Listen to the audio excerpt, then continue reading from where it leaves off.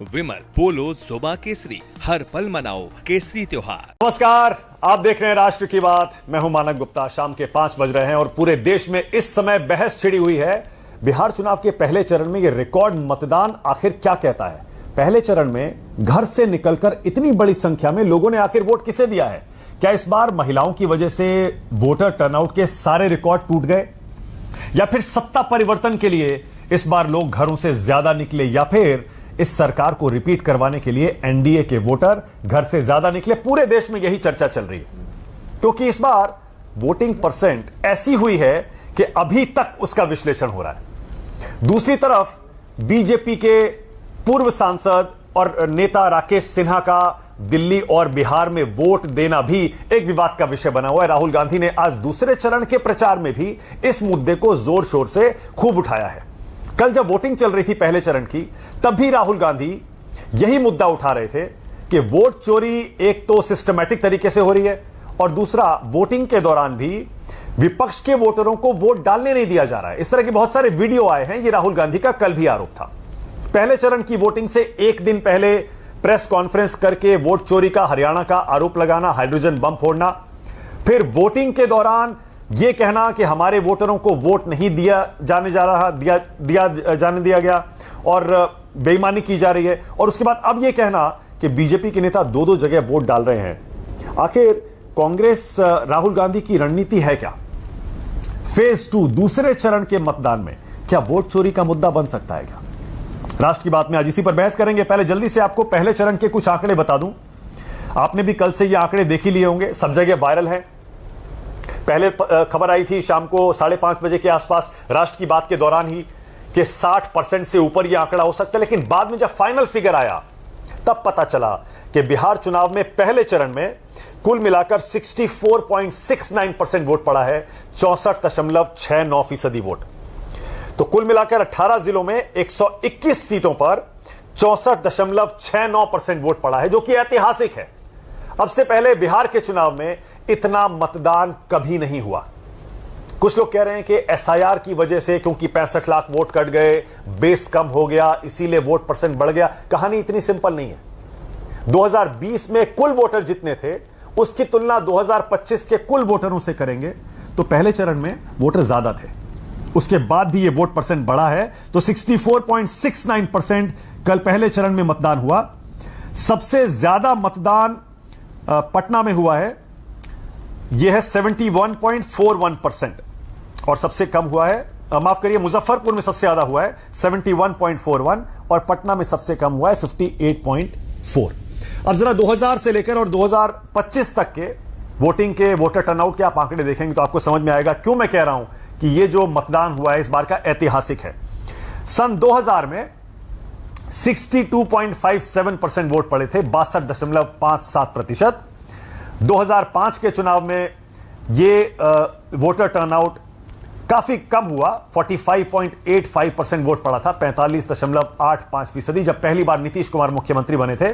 2010 में यह voter turnout बढ़कर 52.73% हुआ, 52.73%। 2015 में वोट पड़े थे 56.66%, 2020 में वोट पड़े 56.93%, और 2025 में इस बार पहले चरण में 64.69% वोट पड़े हैं। ऐतिहासिक मतदान हुआ है। अब बहुत सारे लोग कह रहे हैं, खासतौर से विपक्ष के नेता, कि यह ऐतिहासिक मतदान कहता है कि इस बार सत्ता परिवर्तन होने वाला है। लेकिन कहानी इतनी सिंपल नहीं है। घर से वोटरों का ज्यादा निकलने का मतलब यह कतई नहीं है कि सत्ता परिवर्तन होने जा रहा है, क्योंकि अब से पहले कई उदाहरण ऐसे आ चुके हैं कि खूब बंपर वोटिंग हुई, पिछले चुनाव से बहुत ज्यादा मतदान हुआ, लेकिन सरकार रिपीट भी हुई। मैं बाकी देश के राज्यों में नहीं जा रहा हूं, आपको बिहार के ही कुछ चुनाव का वोटर टर्नआउट और नतीजा दिखा देता हूं, आपको समझ में आ जाएगा कि क्या अंतर होता है या क्या रिलेशन होता है वोटर टर्नआउट में और नतीजे में। 1990 में 62% के करीब वोट पड़े थे। 1990 में जब पहली बार जनता दल की सरकार आई थी, उससे पहले कांग्रेस का राज था, वोटर टर्नआउट 5.8% बढ़ा था वोट प्रतिशत। लेकिन क्या हुआ? सत्ता परिवर्तन हुआ, जनता दल की सरकार आ गई। 1995 में 5 साल बाद जब चुनाव हुए तब 61.8% वोट पड़े, यानी वोटिंग 0.2% कम हुई। सरकार रिपीट हो गई, आरजेडी की सरकार आ गई।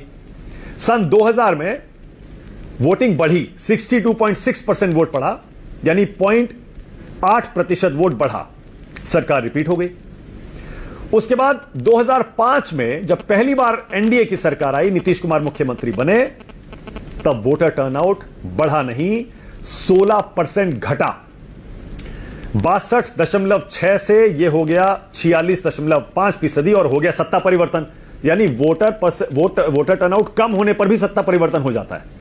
2010 में 52.7% वोट पड़े, 6% ज्यादा मतदान हुआ, सरकार रिपीट हो गई।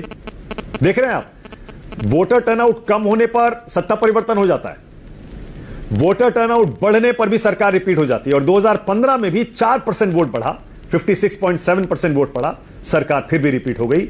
और 2020 में भी वोटर टर्नआउट 0.2% बढ़ा था और एनडीए की सरकार रिपीट हो गई थी। इसीलिए यह कहना गलत होगा कि ज्यादा वोट का मतलब सत्ता परिवर्तन है। इसके अलावा देश में और भी बहुत सारे उदाहरण हैं। मध्य प्रदेश में, छत्तीसगढ़ में वोटर टर्नआउट बढ़ता है लेकिन सरकार रिपीट भी होती है। इसीलिए जनता क्या चाह रही है, यह जब तक नतीजा ना आ जाए कहा नहीं जा सकता। चलिए डिबेट शुरू करते हैं। राष्ट्र की बात में आज का सवाल आपकी स्क्रीन पर आ रहा है। आज का मेरा पहला सवाल बिल्कुल सीधा, ऐतिहासिक मतदान, पहला चरण इस बार किसके नाम, यह आज का पहला सवाल।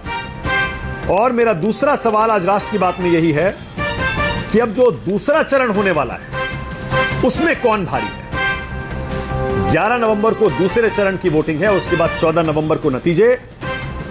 लेकिन फिलहाल लोग सोच रहे हैं पहले चरण में मोमेंटम किसने हासिल कर लिया, दूसरे चरण में कौन भारी पड़ेगा, 14 तारीख को किसकी सरकार बनेगी। राष्ट्र की बात में आज मेरे साथ बीजेपी से धनंजय गिरी, कांग्रेस से सुरेंद्र राजपूत, नीरज कुमार जी हैं, जेडीयू के चीफ स्पोक्समैन हैं, सैयद लारेब अकरम मेरे साथ हैं, आरजेडी के प्रवक्ता हैं, और 2 इंडिपेंडेंट जर्नलिस्ट मेरे साथ हैं, हर्षवर्धन त्रिपाठी और सतीश के सिंह। सभी का स्वागत। सतीश जी, आप ही से शुरू कर रहा हूं।